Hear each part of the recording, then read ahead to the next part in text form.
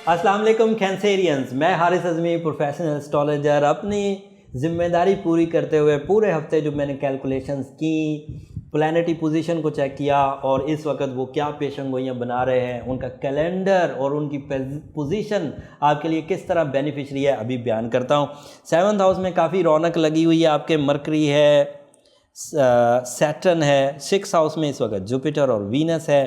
पूरा महीना मार्स आपके 10th हाउस में रहेगा और ग्रहण आपके दूसरे घर में होने जा रहा है। यही प्लैनेटरी पोजीशन आपके साथ चलेगी। ग्रहण एक बड़ा इवेंट है, फुल मून है, दूसरे घर में होने जा रहा है। दूसरा घर क्योंकि मनी मेकिंग का घर है, सोर्स ऑफ इनकम या दूसरे लफ्ज़ों में मटेरियल एडवांटेजेस का घर है। उधर ग्रहण का 6 घंटे तक होना 21 जनवरी को थोड़ा नामुनासिब रवैया करेगा, नेगेटिव एनर्जीज पैदा होगी, शराकतदारी टूटने का अंदेशा रहेगा। आपके ख़ुद के मामलात जो है उलझे हुए, अखराजात में इजाफा ऐसा मुमकिनात में से है।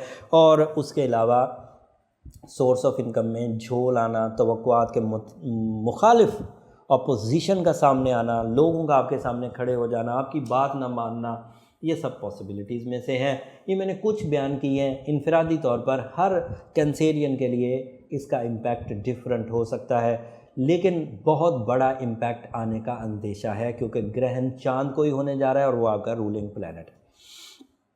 आपको अपनी तर्ज गुफ्तगू पर खुसूसी अबूर हासिल होना चाहिए। 21 जनवरी से लेकर सोआन असर 7-8 दिन तो रहता ही है इसका ग्रहण का। 6 घंटे की नेगेटिव एनर्जी आपके दिमाग को अच्छा खासा डिस्टर्ब कर जाएगी। इस हफ्ते अगर शादी, मंगनी, प्रपोज़ल, इन चीज़ों का कोई प्लान किया हुआ था और आपके हाथ में है कि उस प्लान को चेंज कर सकते हैं, तो फिर चेंज कर लीजिए, अच्छा रहेगा। अगर चेंज करना आपके हाथ में नहीं है, जैसे कार्ड बढ़ चुके हैं, इवेंट तय हो चुका है, तो फिर आपको जो सेकंड ऑप्शन है नमाज खुसूफ का पढ़ना, 2 नफल नमाज और साथ में सुरख रंग की चीज़ों का खैरात करना, यही उसका सलूशन है। और अल्लाह ताला से दुआ करना कि अल्लाह ताला इस इवेंट का हम पर कोई ज़्यादा नेगेटिव इम्पैक्ट ना आए। वैसे इसका इम्पैक्ट लंबा नहीं चला करता क्योंकि ये शॉर्ट टर्म नेगेटिव एनर्जी है, तो इसके रिज़ल्ट शॉर्ट टर्म रहा करते हैं। लेकिन some time short term teaser ही बड़ा ख़तरनाक टीज़र हो जाता है, जैसे किसी के दरमियान कोई मुआहदा टूट जाए। अब था तो वो एनर्जी डिसबैलेंसिंग की वजह से, लेकिन मुआहदा टूटने से कई 100 रुपये का, लाखों रुपए का नुकसान हो गया, वो एक अलग पहलू है। खैर, आप मुझसे ज़्यादा समझदार हैं। दीगर चीज़ों के मार्स आपके 10th हाउस में आइडियल सिचुएशन है। पूरा महीना रहेगा, अगला हफ्ता भी रहेगा, अगले हफ्ते के कुछ दिन रहेगा, लेकिन वो डेटे में बयान कर दूंगा मार्स कितने अरसे तक। सेकंड दर्जे का सोर्स ऑफ इनकम के पावरफुल करने का सितारा है। इधर ग्रहण के असरात ख़त्म हुए तो मार्स अपने एडवांटेजेस देना शुरू कर देगा और उसकी वजह से आपके source of income troubles reduce हो जाएंगे। 6th हाउस में वीनस और जुपिटर का करान बहुत पॉजिटिव है आपके लिए। इसकी वजह से आपकी सेहत तंदुरुस्ती जो है ये सेटल होती रहेगी। जुपिटर के यहाँ मुस्बत होने की वजह से आपका अट्रैक्शन लेवल भी बढ़ेगा। जिस जगह पर भी जाएंगे मरकज़ निगाह बनते जाएंगे। आपको खुद पसंदी महसूस होगी, आप अपने आप को पसंद करेंगे, बनाव सिंगार में कोशिशें तेज़ हो जाएंगी। वीनस क्योंकि मोहब्बत का सितारा है और इसकी वजह से थोड़ा सा लेवल ऑफ रिलेशन बैलेंस हो जाएगा, लेकिन क्योंकि चांद को ग्रहण है तो इस टाइम के लिए वीनस शायद आपके लिए उतना कारगर ना हो। वीनस वैसे लंबा चलेगा, लेकिन ये वाला इम्पैक्ट इस हफ्ते तक तो आपके रिलेशन को ऊंच नीच मद्दोजज़र का शिकार रखेगा, जिसकी वजह से मैंने आपको मंगनी या इवेंट को डिले करने का कहा है। जब वो असर ख़त्म हो जाएगा तो फिर वीनस अपनी पोजीशन पर है, पॉजिटिव है, बहुत अच्छा है। और उस वीनस का एडवांटेज आपको रिश्तेदारी की पॉजिटिविटी, नाराज़गियों के ख़ात्मे की सूरत में मिलेगा, लेकिन वो इस हफ्ते के इख्तिताम पर हो पाएगा, उससे पहले नहीं। शख्सियत में इजाफे की वजह से शोहरत के जो मुतहम्मिल लोग हैं, जो शोहरत के लिए कोशिशें कर रहे हैं, फेम, नेम, फेस वैल्यू के लिए कोशिशें कर रहे हैं, वो भी पॉजिटिव हो सकेंगे। क्रिएटिव कैंसेरियंस भी इस हफ्ते पैसे बना सकेंगे क्योंकि उनका ताल्लुक उनके माइंड से है, तो वो आपके लिए पॉजिटिव रहेगा। आखिरी चीज़, जिस तरह मैंने जेमिनाइज को बोला था कि मुझे लगता है एमरल्ड बना ही उनके लिए, इसी तरह मुझे कैंसेरियंस के लिए लगता है कि रूबी बना ही इनके लिए। तमाम तरह की वो एनर्जी जो कैंसेरियन की लाइफ की नीड्स होती हैं, वो सारी की सारी एनर्जी रूबी के फार्मूला में मौजूद है।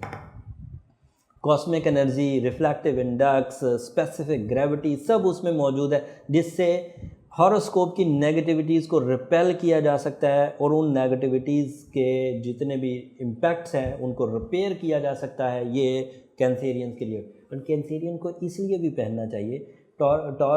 जो जेमिनाई से उनके अंदर तो दोहरी सोच थी, थोड़ा डर था, थोड़ी फिक्र में इजाफा था।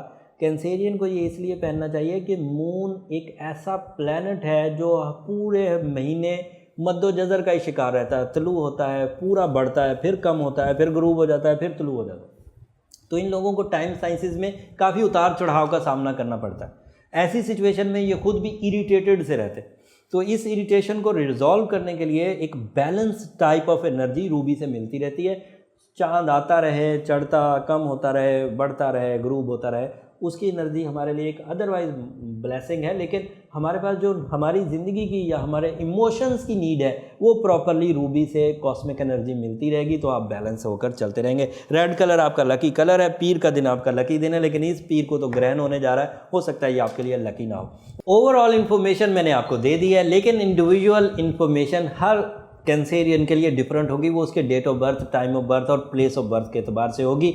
वो जो लोग एस्ट्रोलॉजी से भरपूर अंदाज से इनफरादी तौर पर फ़ायदा उठाना चाहते हैं, मेरा मशवरा बीइंग अ प्रोफेशनल उन्हें ये ज़रूर रहेगा कि वो अपना इनफरादी 2019 का चार्ट बनवा लें। उससे उनकी प्लैनेटरी पोजीशन सामने आ जाएगी और वो फिर उसी प्लैनेटरी पोजीशन को मद्देनज़र रखते हुए अपने डिसीजंस लें। लेकिन ओवरऑल ये कंडीशन चल रही है जो मैंने बयान कर दी। उम्मीद करता हूँ एस्ट्रोलॉजी से आप खूब फ़ायदा उठाएंगे और मेरी दी हुई इन्फॉर्मेशन आपकी ज़िंदगी में फ़ैसले करने में आसानियाँ पैदा करेगी।